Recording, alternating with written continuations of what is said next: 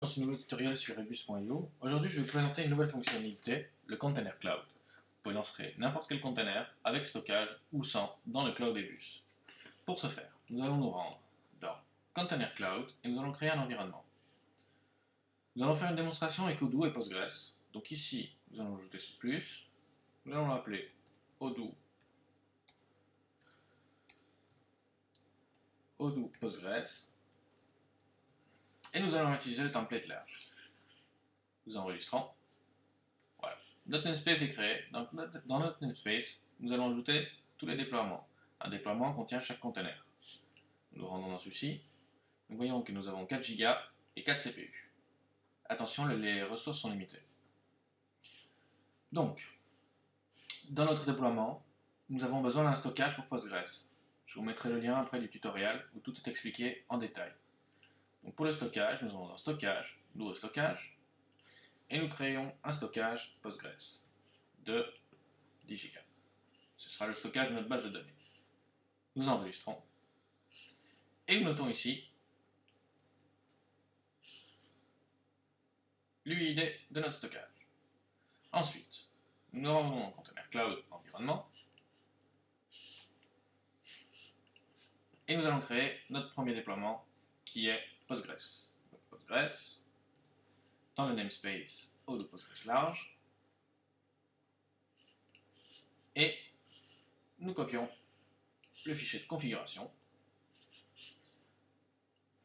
Donc, pour ce faire, nous allons utiliser l'image Summersbean Postgres, et nous allons ajouter un stockage persistant, ici, que nous allons mapper sur ce chemin, et qui s'appellera Postgres Persistent Storage.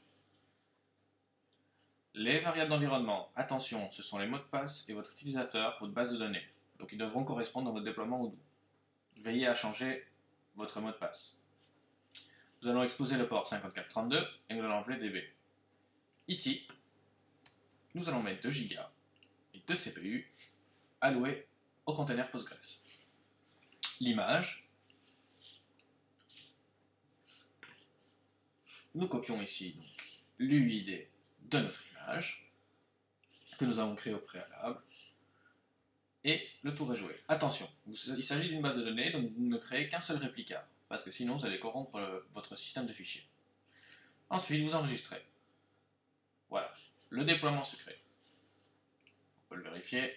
Voilà, Postgres, 2 CPU, 2 Go de mémoire.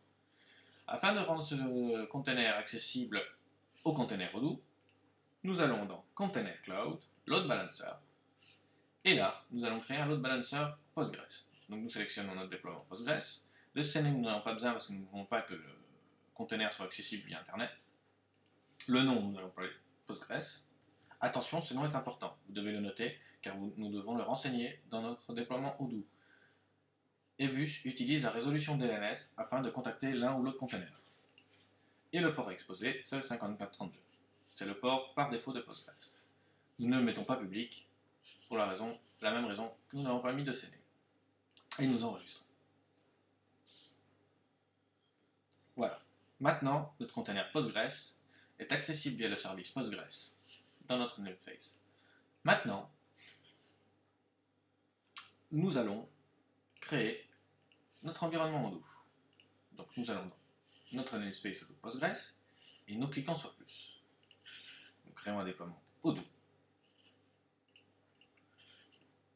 dans notre namespace Odoo et là, vous copiez-collez le système de fichiers.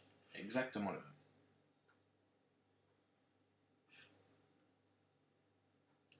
Donc, je vais le faire petit à petit. Ici, nous allons créer un déploiement du nom de Odoo. Le container, il s'agira de Odoo. L'image, ce sera Odoo. Au niveau des volumes, nous ne voulons pas de volume pour Odoo.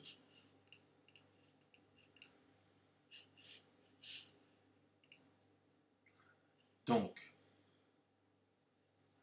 nous laissons une liste vide.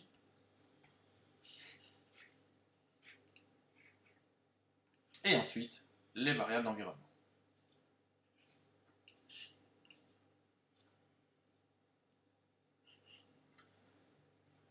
Je ferme également car je ne veux pas de volume.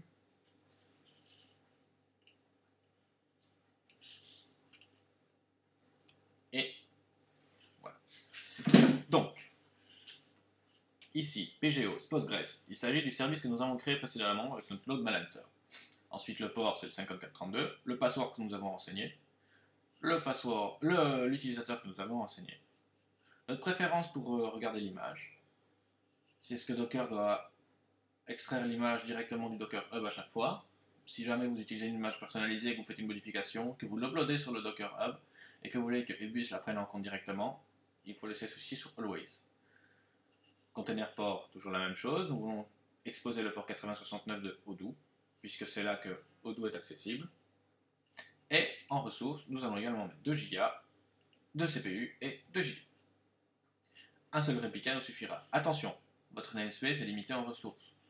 Donc si vous mettez ici 2 réplicas, nous allons avoir 2 Go et 2 CPU de trop, puisque nous avons déjà 2 CPU pour Postgres. Ensuite, nous validons. Et voilà. Nous vérifions. Parfait. Odoo est créé avec un seul réplica, 2 CPU et 4 Go de mémoire. Nous vérifions que nous rentrons bien dans notre namespace, parce que sinon notre container ne sera pas créé par manque de ressources. Ensuite, vous allez dans mon compte.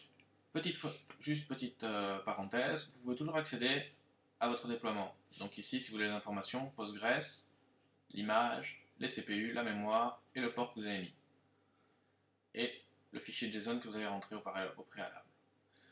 Maintenant, nous allons exposer Odoo à l'extérieur, donc pour que nous puissions l'accéder via navigateur internet. Nous nous rendons dans Container Cloud, Load Balancer, et nous créons un nouveau Load Balancer. Alors, nous choisissons notre déploiement Odoo.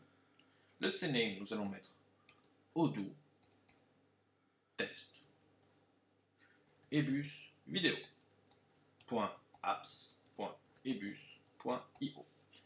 Alors, les domaines .apps.ebus.io sont automatiquement mappés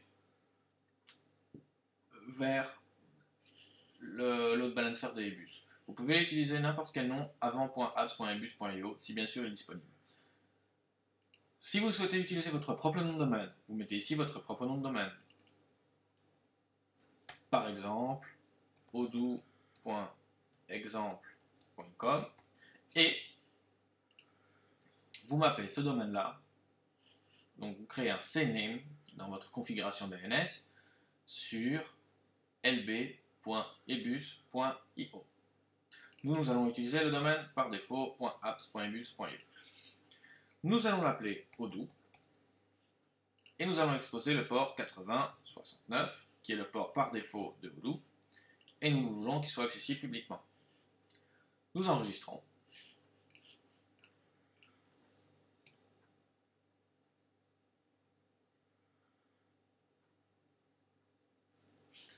Et maintenant, nous voyons que notre CNAME a été créé.